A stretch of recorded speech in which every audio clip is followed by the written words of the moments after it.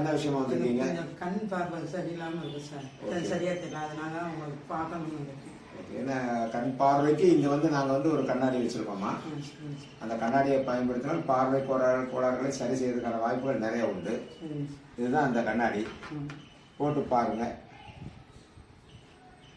போட்டு பார்வை எப்படி தெரியுது, தூரத்தில் எப்படி தெரியுது, இல்லை இந்த பேப்பர்லாம் எப்படி தெரியுதுன்னு நீங்கள் பார்க்கலாம். கொஞ்சம் பாரு எப்படி இருக்கு. முன்னாடிக்கு இது போட்டால் இதை போட்டு படிக்க முடியுதா என்னன்றது மட்டும் கொஞ்சம் போல பாருங்க. நல்லா செய்கிற மாதிரி. ஓகே, ரொம்ப மகிழ்ச்சிங்கம்மா. இது எடுத்துருங்க. இது ரெகுலராக பயன்படுத்தணும். நம்ம சில கட்டுப்பாடுகளும் நமக்கு கொஞ்சம் தேவை. உணவுன்னு பார்த்தீங்கன்னா பெரும்பாலும் பார்த்தீங்கன்னா கொஞ்சம் சமைக்காத உணவு எடுத்துக்கோங்க. நாங்கள் எப்பவுமே சொல்லுவோம், சமைக்காத உணவுனா நீங்கள் அதுக்காக கீரை காயெல்லாம் சாப்பிட கிடையாது. முக்கியமாக பப்பாளி இது மாதிரி பழங்கள் கொஞ்சம் நிறையா சேர்த்துக்கணும்மா. காலையில் காப்பி குடிக்கிற பழக்கம் இருக்கா?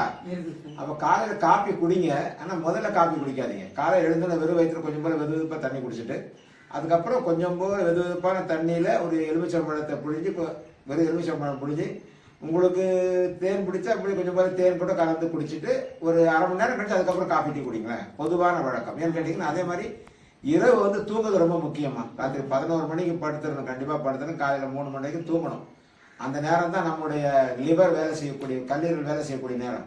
கல்லீரல் பிரச்சனை இந்த கண் கோளாறுகள்லாம் வருது. அப்போ அதை சரி பண்ணுறதுக்காக நம்மளே இயற்கையாக சரி பண்ணுற வழிமுறை பண்ணிங்கன்னா உங்களுக்கு நல்ல பலன் வரும். இந்த கண்ணாடி முடிஞ்ச அளவுக்கு போட்டு நிறைய நேரம் போட்டு பழக ஆரம்பிச்சிடணும். முதல்ல போடும்போது தெரியும் நம்ம ஓட்ட இருக்கும். அப்புறம் எழுத்துக்கு நல்லா தெரிய ஆரம்பிக்கும். நீங்கள் பெரும்பாலும் டிவி பார்க்குற மாதிரி நேரங்களில் இதை பயன்படுத்த ஆரம்பிச்சிங்கன்னா இன்னும் கொஞ்சம் உங்களுக்கு கொஞ்சம் இம்ப்ரூவ்மெண்ட் ஆகும். கொஞ்சம் கால அவகாசம் எடுத்துக்கொள்ளும். எவ்வளோ காலம்னு சொல்ல முடியாது. ஒவ்வொருத்தர் உடல்நிலையை பொறுத்து அது எடுக்கும். ஒரு சிலருக்கு சீக்கிரமாக ஆகும், ஒரு சிலர் கொஞ்சம் லேட்டாக கூட ஆகலாம். ஆனால் தொடர்ந்து பயன்படுத்திட்டு வந்தீங்கன்னா உங்களுக்கு நிச்சயமாக நல்ல முன்னேற்றம் கிடைக்குமா.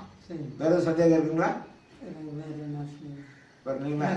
ஓகே, நன்றி, வணக்கம்.